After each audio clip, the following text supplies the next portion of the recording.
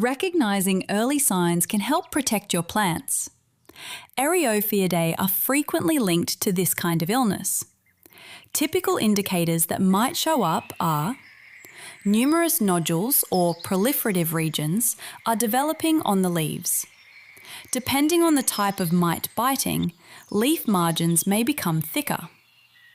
The underside of the leaves becomes a fluffy, hairy mass due to excessive hair development. The nodules can range in hue from yellow to crimson. Buds may grow and shoots seem stunted. Hard, projecting structures on the leaf surface emerge as a result of mite-feeding activities.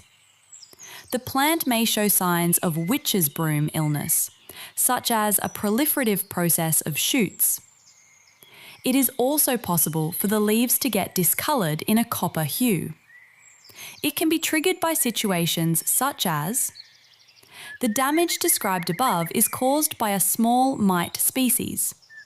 This mite is typically less than 0.2 millimeters in size and primarily attacks berry-bearing plants, but can also damage fruit trees or walnut trees.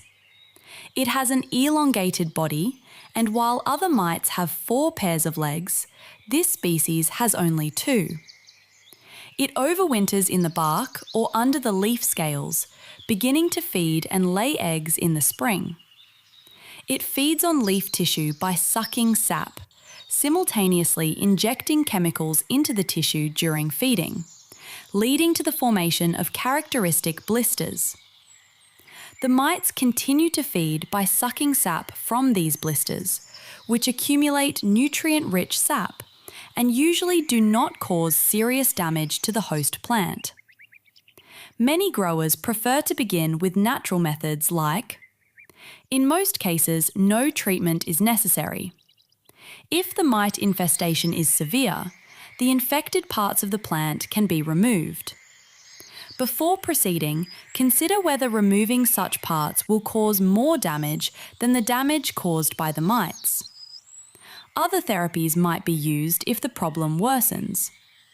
Always think about combining biological and preventative therapy.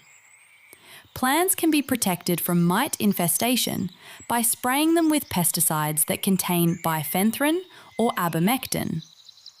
Soluble sulfur sprays may also be useful, although they may damage beneficial organisms.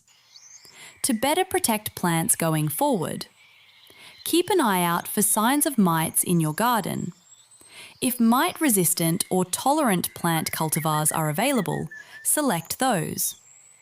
To stop the infestation from spreading, remove any plant parts that are afflicted with mites and either burn or bury them.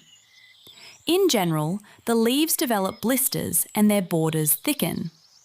The underside of the leaves develops downy, smooth hairs. Buds expand and shoots are stunted.